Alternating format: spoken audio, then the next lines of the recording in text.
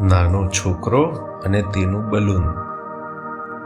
દર બપોરે એક બલૂન વેચનાર શહેરના એક સુંદર પાર્ક પાસે આવીને ઊભો રહેતો.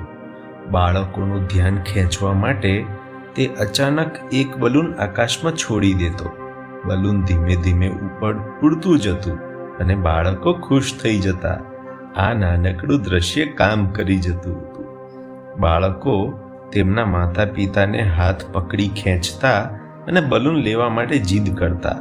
એક દિવસ એવું થયું કે એક નાનકડો છોકરો ત્યાં ઊભો રહી ગયો. તેની આંખો પીળા રંગના બલૂનને ધ્યાનથી જોઈ રહી હતી, જે ઊંચે ઊંચે આકાશમાં ઉડી રહ્યું હતું. થોડી વાર પછી છોકરાએ બલૂન વેચનાર તરફ જોઈને કહ્યું, મારે પીળું બલૂન જોઈએ. માત્ર પીળા બલૂન જ ઊંચે ઉડે છે. બલૂન વેચનાર તેના શબ્દો સાંભળીને ધીમેથી સ્મિત કર્યું. તેણે કોઈ જવાબ ન આપ્યો, પરંતુ એક લાલ બલૂન બહાર કાઢ્યું અને તેને છોડી દીધું. લાલ બલૂન પણ પીળા બલૂન જેટલું જ ઊંચે ઉડી ગયું. પછી તેણે લીલું બલૂન છોડી દીધું, ત્યારબાદ વાદળી રંગનું.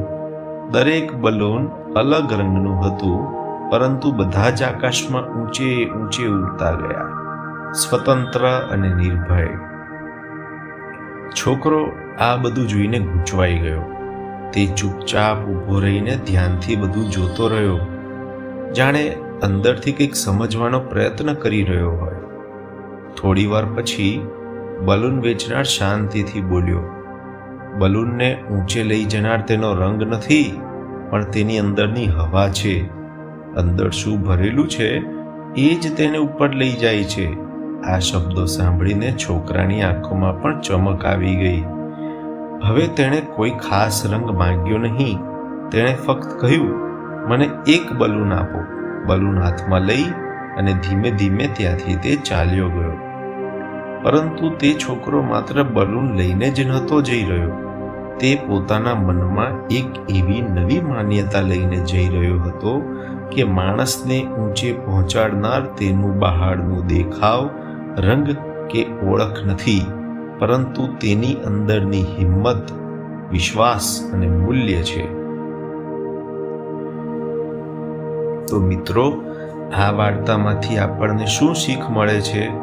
બહારનો રંગ નહીં, અંદરની શક્તિ આપણને ઊંચે લઈ જાય છે. દેખાવ નહીં, આત્મવિશ્વાસ અને હિંમત સાચી ઉડાન આપે છે. દુનિયા જે દેખાય છે તેને જુએ છે. સફળતા અંદરથી જન્મે છે.